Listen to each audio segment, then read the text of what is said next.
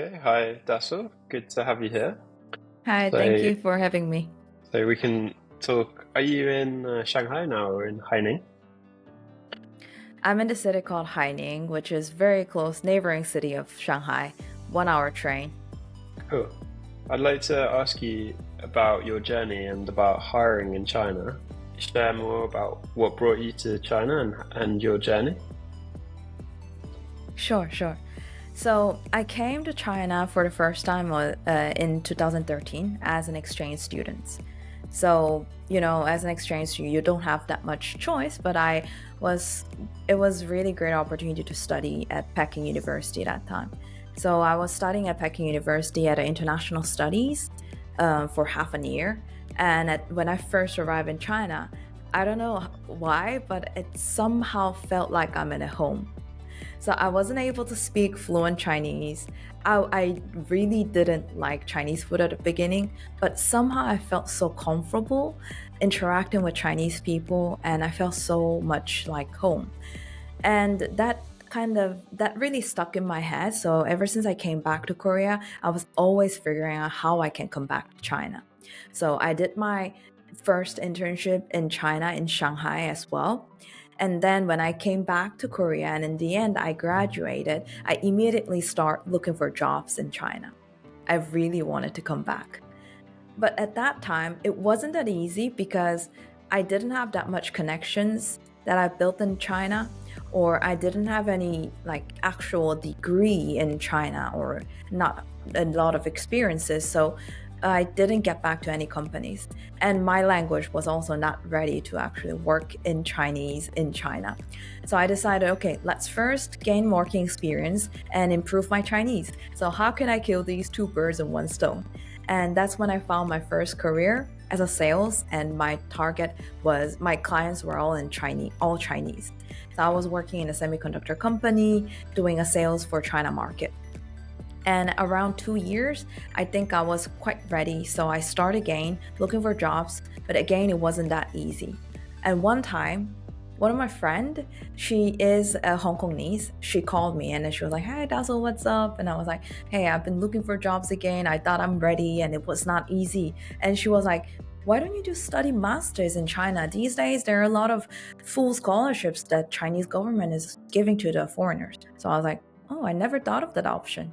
And I searched for it, and that's how I was began to applying for the scholarships and master's program, and I got into the Zhejiang University with a full scholarship, and that's when I came back to China eventually in 2017. And I still remember when I was leaving home in 2017 September to come to Zhejiang University to study, I told my family that this will be my last time coming back and forth. I'll be settled in China. Yeah, that's how my journey started. Cool. Yeah, I know that's a very prestigious university, both Peking and Zhejiang, the top like top in China. So it Yes, yeah. seems like a really interesting journey. And uh, so right now you're, can you share more about what you're doing now? Yeah, sure. So, well, I went through a lot different job positions in and outside of China. Like I work in sales, I work in student recruitment, marketing manager, and business development, and in the end, global partnership manager at Zhejiang University, as well as HR recruiter at McKinsey. And after coming through all these career journeys, the one lesson that I took was that it's not the career is not about the job position or about the company, but the career is really about who I am becoming. And that's how you really develop yourself, brand yourself to explore all different job positions. That's how I could develop my career. And I really wanted to share my experience and waken up a lot of people's mind, like limited mindset in terms of career that, oh, I started as a sales, so I should always be sales position. I don't have any other chances. Or I started as a marketer, so I cannot explore any other career opportunities. No, I've really encouraged people to find who they are and who they want to become and find clarity and courage to navigate their career development. And that's why right now I have my career coaching and consulting firm established in this city, Haining, and I'm working as a career coach supporting individuals with their career development. And most of my clients are either Chinese or Korean who really want to explore their career overseas or with the foreign companies in their countries. Yeah, it seems really interesting work to help people getting jobs. And how I'm curious as well, how is the market at the moment, the job market in China? Like, how is the situation? Yeah, what's it like as a foreigner as well in China looking for jobs? That's actually a really good question. Like in 2023 I personally can say it was the worst time in China. However, everyone say, oh, this year is the worst time. This year is the worst time. But to be honest, every year is the worst time in the job market. But still, some people are getting jobs and still some people are not able to getting a job. Still, many companies are facing challenges to find talents, and many talents are facing challenges to look for jobs. So there are some mismatches depending on the situation, but surely in 2023, a lot of businesses went down and the economy went down. The China economy went down and a lot of business went down during the COVID seasons. And I had a lot of clients who got laid off. And that's when I really recognized the market situation is really kind of a different and little challenging. However, I could start feeling that the job market is getting back because more and more job positions are coming up. I recently did another round of research among the headhunters and recruiters in China, and they all commonly say the China job market is coming back alive, and they are looking for more talents now, especially the foreign talents, because especially in Shanghai, many foreigners left, and they still need a foreign talents. And another interesting thing that is happening different from the past is that these days many Chinese companies are opening up their overseas branches, and before they were hiring the local talents that they find from local companies that they have overseas branch. However, these days they're looking for Chinese talents in the local market. For example, if they have a Korea branch, they're not looking for Korean talents, but they're looking for Chinese talents in Korea. So they have this new demand that for Chinese staffs who are willing to work overseas or who are already in the overseas countries. So, do you mainly work with international or Chinese job applicants? I can say half-half. So I have half of my clients are usually who are working in a multinational companies or who would love to work in a multinational companies. However, the way the recruiting procedure between the traditional Chinese companies and multinational companies are a little bit different. So they would want to understand the recruiting procedure and how to prepare their English resume and English cover letters and prepare the job interviews in English. I'm mainly helping those things with the Chinese candidates, like Chinese clients.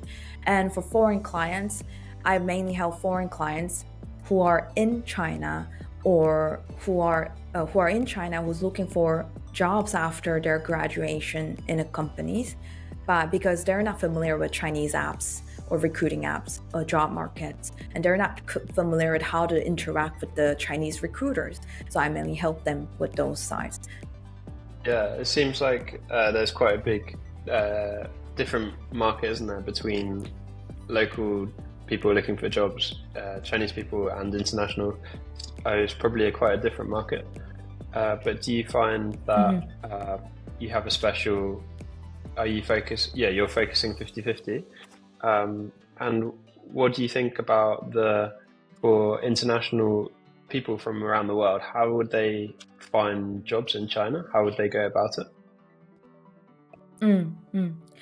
Well, first of all, I do like what you say is perfectly true. Like who I'm serving and how I'm serving is really different.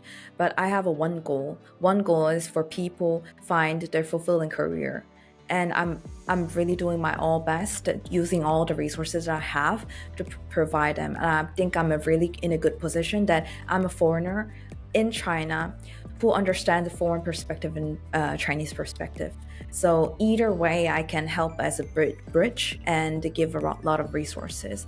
And especially those foreign students, I do help a lot of foreign students in China studying in universities. I do help them mainly through the workshops and online webinars. And I always tell them you should be out of the campus most of the time. Other than the classes, go outside of campus, meet a lot of people, attend the networking events, because foreign students, they gotta utilize their advantage to be a foreigner in China. In Chinese, foreigners have this advantage that they're welcomed anywhere. They're welcomed in any kind of networking events. They're always getting attention. So they gotta use this to attract more attention and to showcase their talents in front of the Chinese, because Chinese are always seeking different perspectives. They do need a different perspectives from different backgrounds of people, and that's what they're looking for from the foreign talents. So I always advise Chinese foreign students studying in China, get out there and first study Chinese language. That's the first thing that they need to do. Try to understand the culture, understand the tone and manner of communication in China. And second, go out there, meet a lot of people, not only the HR recruiters or headhunters, but also the industry experts, because those people are going to give you a invaluable advice, as well as invaluable network and resources, plus referrals whenever you're looking for jobs. Yeah, that's cool. Okay. And so I'm just thinking, because there's many people around the world who are in their own country, and maybe they also have quite good opportunities in their home country to have a decent salary and all these kind of things, like good opportunities. What would you say to them if they are considering China, or maybe considering it? What kind of opportunities do you think there are in China?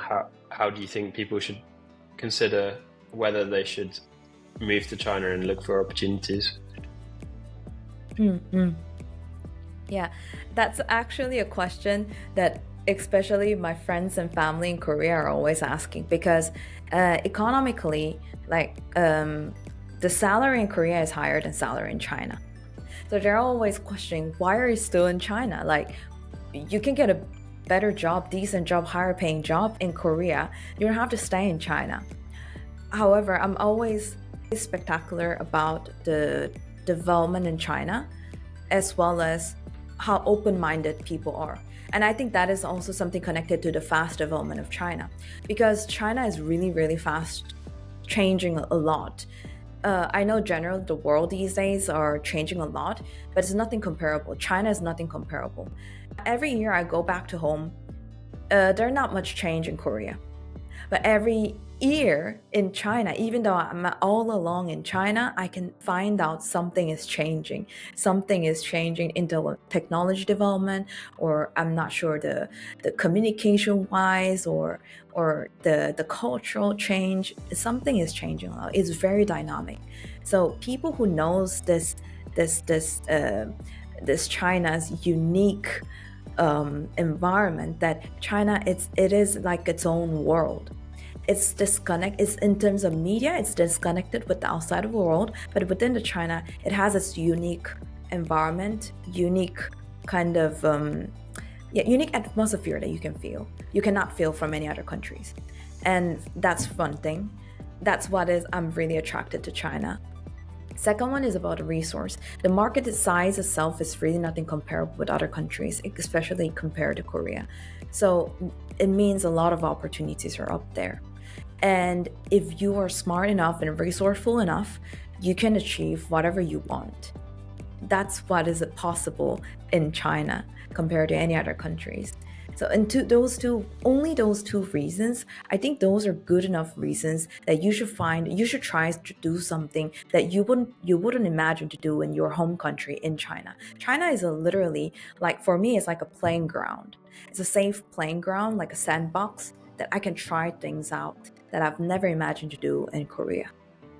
Yeah, it's really, I understand what you mean. It's like a completely different reality, isn't it, to other countries?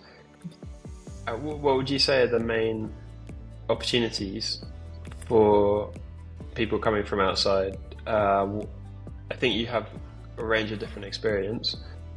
Could you summarize, like, what do you see the main opportunities are that you see? Sure. So for foreigners who are looking for Chinese opportunities in China, they first got to define what value they can bring to China. And they got to always use what they're bringing into China, as well as what kind of unique resources they can bring to China. So everything is about value. It's not only about China. Wherever you go in terms of career, you gotta showcase, identify what kind of value you can bring, and then powerfully deliver, confidently deliver that value to the other person. If it is in the interview or job interview, or if it is in a business meeting, or if it is proposing some your business to the investors, you gotta show what value you can bring. And I think the value is mainly always connected to your home country. I understand there are many reasons that you leave your home country and coming to this foreign land, because maybe you want to start something fresh, or maybe you are fed up with your home countries or something like that. But still, that is the value that you're bringing into China. So you gotta still connect the dots. You gotta be able to find what are the resources and connections in your home country that China market needs. So that's the one thing. So even that is the only thing that you gotta think as a foreign expats or foreign students who's studying in China, who's looking for a career development in China. So wherever you're pitching yourself, you gotta understand what is missing in China that is different from home country. And it can be either around, whether you can bring something from China to your home country or home country to China. That gap, if you find it, you can do business with that. You can pitch yourself when you're getting a job. You can find a business partners to support you, or you can join any other startup companies to pursue that kind of idea, to make that idea into reality. Yeah, that's really interesting. I think you mentioned before about going to events as one of the key ways to find the opportunities. Do you see, what are there any other ways, like looking on the job platforms? Would you recommend that? Of course, yeah. Even me myself are constantly using a Chinese app. So there are many different ways that you can find a job opportunity, actual job opportunities. The first one I told you about the networking, right? Literally, you'll be surprised there are a lot of job positions that are not listed in the job platforms, but you find it in the networking. So that's one thing. Second one is about using the LinkedIn, because as I mentioned, I've asked a lot of Chinese recruiters. I know that LinkedIn is blocked in China, so you cannot use a LinkedIn anymore without VPN. However, Chinese recruiters are still using LinkedIn to find a global talents, because they know that global talents are there. So you gotta still update your LinkedIn, optimize your LinkedIn profile, because everything is about attractive profile, how you brand yourself in a LinkedIn. That's also a huge topic that I give workshops, and I can talk about LinkedIn for 4 hours in one workshop. And another one is about Chinese app. So mainly we have several different apps like Boss or Liepin, and also you can go directly to the company website career page.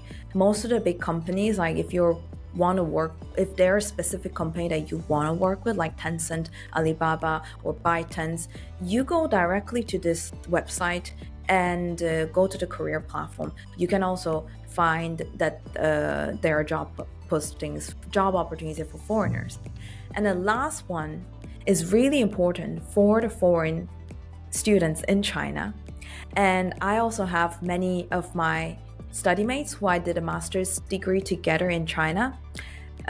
Many of my foreign study mates, they got a job in this way, is about the school recruitment. These big firms, they come to these universities to do the campus recruiting. So the HR comes directly to the campus recruiting. You gotta join these events. And I found that many foreign students don't join this recruiting events, because most of the times, even though they're looking for international talents, the recruiters deliver the event itself in Chinese language. So they think that my Chinese is not good, so I I'm not attending it. No, the reason you're going there is to connect with the recruiters. So connect with the recruiters, keep in touch, stay in touch with them, send them your CV, and then that's where you can also get a job opportunity. So this is for real case that one of my friends got a job by, in this case, even though he didn't understand a word in the campus recruiting event. And how important do you think Chinese is to get a job? So it really depends on the requirement of the job position. For example, the friend that I told is attended the campus recruiting of the Oppo, the mobile company, Chinese mobile company Oppo. He still doesn't speak any Chinese. However, they were recruiting for regional managers in their home country. So he worked in an Oppo in his home country. So his Chinese didn't matter. His home country language was what mattered. So he got that job. However, if you are looking for a job positions that is in China, the Chinese language is really, really important, super important. I worked in a McKinsey Shanghai office. McKinsey is a global firm. And I thought the working language is English, and the working language is English. However, out of 4 rounds of interview, the rest 3 rounds were all delivered in Chinese, all carried out in Chinese, as well as when I went to the McKinsey office as an HR recruiter, I was the only foreigner in the office, and most of the times, because they assumed that I can speak and I can understand Chinese, so most of the meetings were carried out in Chinese, as well as when you're hanging out with the colleagues, they hang out in Chinese, right? So being able to speak in Chinese and willing to do that is really important. Like, you gotta really willing to speak and understand Chinese. Yeah, I think from my experience, I've seen it's very important. It just magnifies the opportunities you can find if you can speak good Chinese. I think it would be Yep. and it also shows you're committed to China as well, right? And I think you understand the culture more, and I think it's important. But even speaking like basic Chinese is an advantage. Definitely. But, yeah, it's quite interesting. Yeah, definitely. That's why I told you about the willingness, because what recruiters are seeing is about your attitude, right? And it doesn't make sense that you study, for example, bachelor's is 4 years, master's is 2 years. You were studying in China for 4 years or 2 years, and you aren't able to have a conversation in Chinese. It doesn't make sense. It just literally sounds like you're not willing to learn. So it's about the willingness that you're showing. Yeah, so that's really interesting, and I think it's helpful for students. So yeah, helpful for people who are considering it. And what would you say is like the expected pay range that they can expect from jobs in China? It's probably quite a big range. Sure. For the pay range, it's really difficult to say because it really depends on your work experience, the years of work experience, and depends on how you pitch yourself, and also it depends on your previous salary. So I've done a lot of job interviews myself, as well as I did carry out a lot of job interviews, and there's no fixed range. Even though it's the same position, we always check your previous salary, and then we increase, just there's like a limited amount, a percentage that we usually increase. So it depends on your previous salary. So even I'm coaching a lot of my clients. This is kind of a tip that if you want to get a higher paying salary, I realize a lot of people have a high standard. So they're always approaching on the high standard. For example, like, I only want to work in a multinational big companies. So they're only applying for these companies, right? However, if you started in a, let's say, startup or mid-sized company, there won't be a lot of huge increase in your salary compared to the previous salary.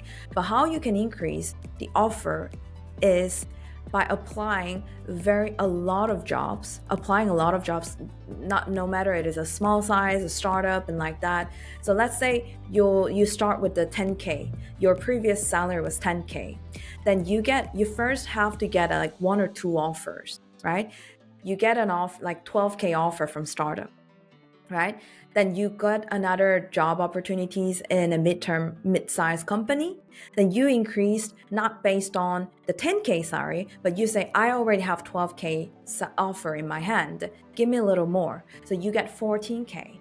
And then next time when you get another offer that is literally from a big multinational company, instead of emphasizing that you'll get a salary in 10K, you can emphasize that I already have a 14K or 16K offer in my hand. So I would expect something a little higher. This is how you can increase the salary. So just try to find more opportunities, try to negotiate, try to get an offer before you don't have to accept the offer, but try to get more offers to increase your power of negotiation.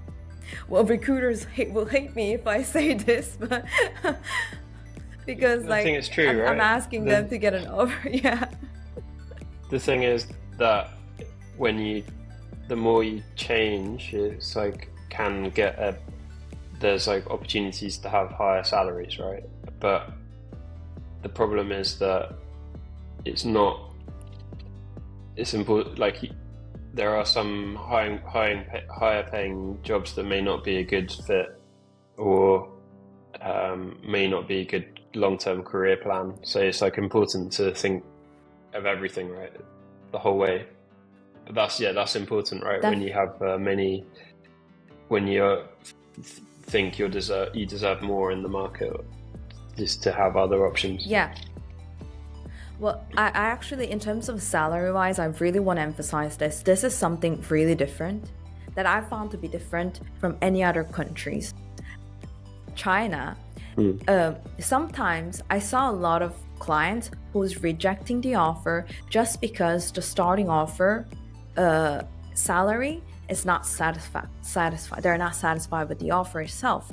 However, in China, I really love about it, especially these days, a lot of companies in China, they're very flexible. It's not like in Korea, we have a specific kind of hierarchy or structure that no matter how hard you work or how many achievements you have, you gotta work 3 years to get promoted, and you gotta work another 3 years to get another promotion, and that's how you increase the salary. However, in China, if you really show the achievement, you can get promoted in 6 months. I saw this case a lot, especially among the Koreans, that let's say they started their first salary as a 15K, right? However, they showcased their achievements, and within 6 months, they promoted to managerial level. And about like 3 years, when they're leaving the company, they were already getting 50K a month in 3 months. So this is what's possible in China. So don't just assume that you start with a low salary that you're going to end with the low salary. Yeah, it's important to consider, isn't it?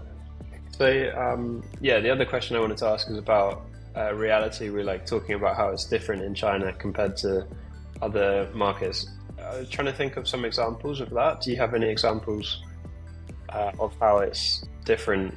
So I was thinking of one time when there was like a big group of 10 of us. We were invited on a trip to like a factory a long time ago, and to kind of tour the factory. And it was like a trip for like a lot of people, and they wanted to have more international people at the event and at the factory during this meeting. So it was like, there's quite interesting opportunities, about that. So I was wondering if you have any examples or things like that. That's something that I really love about China. Like, while I also did the same experience when I was studying a master's degree in China, and what's so surprising me, which really separates with other countries, is that, for example, if I'm in Korea, I wouldn't imagine to meet, let's say, the CEO of Samsung or LG. I wouldn't never have any chance, even though I studied a master's degree in a top university in Korea. However, when I was studying of course, Sejong University is the worldwide very high ranking university, like 45 rank in the worldwide. But still, I was studying a master's degree, and not only I get to visit those big tech firms like Alibaba, Tencent, and Wang Yi, the NetEase, but also the CEO of the company come and give a guest lecture, and they had WeChat. Like, I cannot even not only imagine meeting a CEO of Samsung, but I cannot even imagine adding their KakaoTalk. KakaoTalk is a WeChat of Korea. So, and then we're adding just like so open, adding WeChat, just chatting, and just go and visit their office, like chit-chatting. And this is so unimaginable in Korea. I don't know how it's like in other countries, but the Chinese people are really open-minded. No matter they're elderly people or young people, they're really, really open-minded. They are interested. They're sincerely interested to learn different perspectives from these young foreign students from outside of China. And we felt that we are appreciated.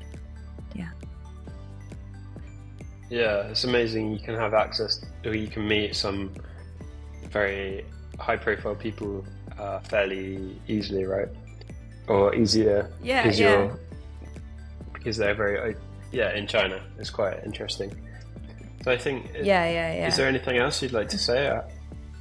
Well, funny, there are many stories that I couldn't. So I'm always encouraging the foreigners to come in China to try some things that you would never imagine to do. Like, for example, when I was studying a master's degree, all I have is just a Zhejiang University name, right? And I wanted to host a startup events. I wanted to bring in the investors, I wanted to bring in the startups, and I wanted to bring in the students, international students, so that we can all mingle and network together.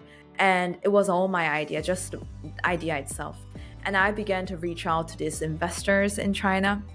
They're from Hong Kong, Shenzhen, and Hangzhou. And I was in Haining, right? And I'm telling them, and also Shanghai, I'm telling them to come to Hangzhou. From Hong Kong and Shenzhen and Shanghai, like, come to Hangzhou. And then I was also reaching out to incubator in Hangzhou, and I'm telling them that I want to host an event. I need a space, but I don't have the money to pay. And then I also reach out to the Zhejiang University and tell them that, I want to bring international students, and we're here in Haining, and we need to go to Hangzhou. I need a bus, but I don't have the money. And the school arranged a huge 2 buses, one coming in from Shanghai, one coming from Haining. And all the investors flew into Hangzhou. And we got a free, huge, amazing conference hall in Hangzhou Incubator. And I hosted an event with hundreds of people, exactly 100 of people who came in to attend the event. And this is something I couldn't imagine to do this in somewhere else, but in China. So I was really surprised that, wow, really, if you're willing to do things, anything is possible in China. Yeah, it's amazing you can have these experiences in China, isn't it? And do many things. I definitely have learned so many things in China that I think as a young person, there's a lot of opportunities. It can be a way to accelerate your career and just have a massive exposure to new things that is a lot harder in other countries, I think. Yeah, that's great. Dasol, it's been great to talk. Appreciate the time. And if people want to get in contact with you, how can they find you? Well, sure. It was really a pleasure having a conversation with you, and I could feel like my love in China could really feel. The people in the audience could be able to feel my love in China, and then I believe that this will intrigue them more about studying in China. And you can find me in the LinkedIn, Dasol-Lily-Kim. That's my link. So you can just find me in the LinkedIn, add me, and I'm open for the online coffee chat. So just please send me a message. I'll be welcome to give you more, share my more stories and give you more information that you need. Cool. Cheers, Dasol. Good to chat. Thank you. We'll catch up with you later. Yeah. Cheers, bye. Yeah. Thank you. Bye-bye.